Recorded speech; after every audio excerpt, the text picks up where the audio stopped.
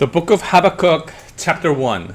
The prophecy that Habakkuk the prophet received. Habakkuk's complaint. How long, Lord, must I call for help, but you do not listen?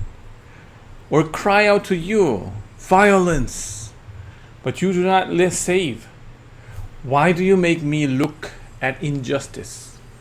Why do you tolerate wrongdoing? Destruction and violence are before me. There is strife and conflict abounds.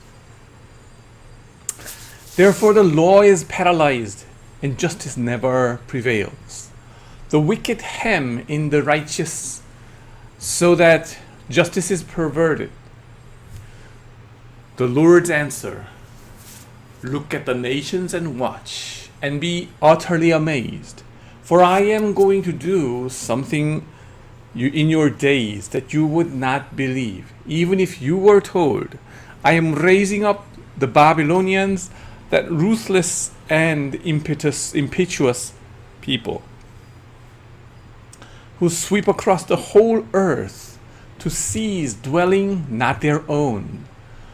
They are a feared and a dreaded people. They are a law to themselves and promote their own honor. Their horses are swifter than leopards, fiercer than wolves at dusk. Their cavalry gallops headlong. Their horsemen come from afar. They fly like an eagle swooping to devour. They all come intent on violence. Their hordes advance like a desert wind and gather prisoners like sand. They mock kings and scoff at rulers.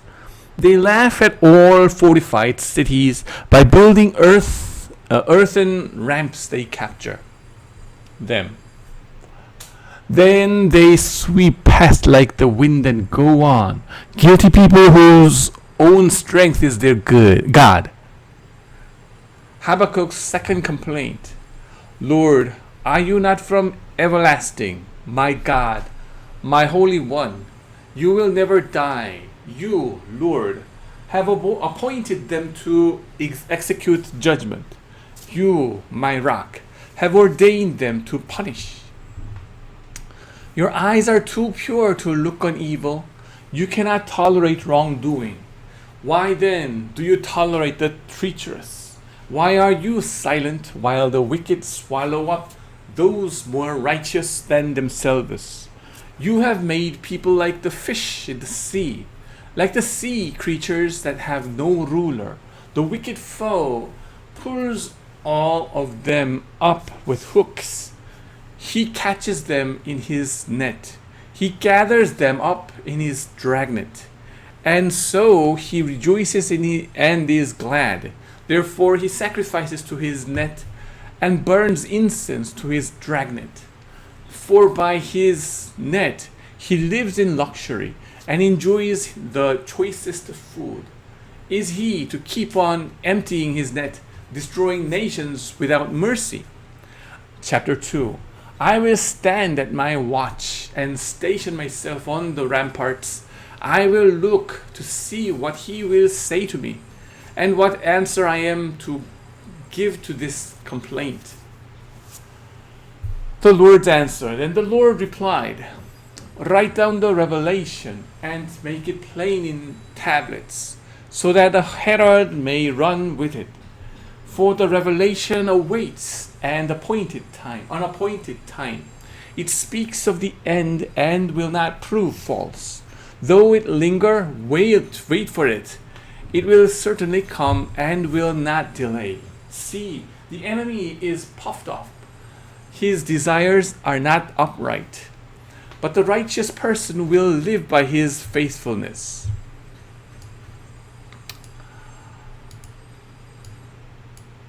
Indeed, wine betrays him. He is arrogant and never at rest, because he is as greedy as the grave, and like death is never satisfied. He gathers to himself all the nations and takes captive all the peoples.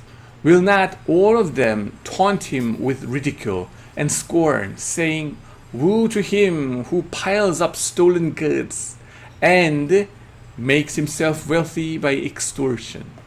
How long must this go on? Will not your creditors suddenly arise? Will they not wake up and make you tremble? Then you will become their prey. Because you have plundered many nations, the peoples who are left will plunder you. For you have shed human blood. You have destroyed lands and cities and everyone in them. Woe to him who builds his house by unjust gain, setting his nest on high to escape the clutches of ruin. You have plotted the ruin of many peoples, shaming your own house and forfeiting your life. The stones of the wall will cry out, and the beams of the woodwork will echo it. Woe to him who builds a city with bloodshed and establishes a town by injustice. Has not the Lord Almighty determined that the people's labor is only fuel for the fire, that the nations exhaust themselves for nothing? For the earth will be filled with the knowledge of the glory of the Lord as the waters cover the sea.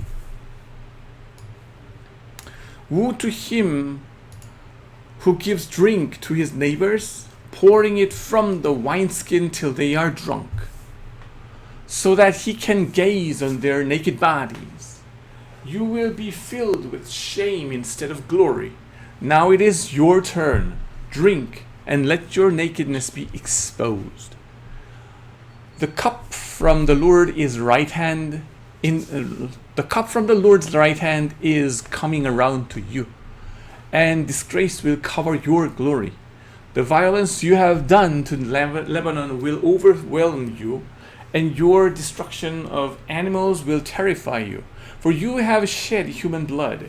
You have destroyed lands and cities and everyone in them. Of what value is an idol carved by a craftsman, or an image that teaches lies? For the one who makes it trusts in his own creation. He makes idols that cannot speak. Woe to him who says to wood, Come to life, or to lifeless stone, Wake up. Can it give guidance? It is covered with gold and silver. There is no breath in it. The Lord is in his holy temple. Let all the earth be silent before him. Chapter 3, Habakkuk's prayer. A prayer of Habakkuk, the prophet, on Shigionoth. Lord, I have heard of your fame. I stand in awe of your deeds, Lord. Repeat them in our day, in our time. Make them known. In wrath, remember mercy. God came from Teman, the Holy One from Mount Paran. His glory covered the heavens, and his praise filled the earth. His splendor was like the sunrise. Rays flashed from his hand where his power was hidden. Plague went before him. Pestilence followed his steps. He stood and shook the earth. He looked and made the nations tremble. The ancient mountains crumbled, and the age-old hills collapsed. But he marches on forever. I saw the tents of Cushan in distress, the dwellings of Midian in anguish. Were you angry with the rivers, Lord? Were your wrath against the streams? Did you rage against the sea when you rode your horses and your chariots to victory? You uncovered your bow. You called for many arrows. You split the earth with rivers. The mountains saw you and writhed. Torrents of water swept by. The deep roared and lifted its waves on high. Sun and moon stood still in the heavens at the glint of your flying arrows, at the lightning of your flashing spear. In wrath you strode through the earth, and in anger you threshed the nations. You came out to deliver your people, to save your anointed one. You crushed the leader of the land of wickedness, You stripped him from head to foot. With his own spear, you pierced his head. When his warriors stormed out to scatter us, gloating as though about to devour the wrenched who were in hiding. You trampled the sea with your horses, churning the great waters. I heard and my heart pounded. My lips quivered at the sound. Decay crept into my bones, and my legs trembled. Yet I will wait patiently for the day of calamity to come on the nation invading us.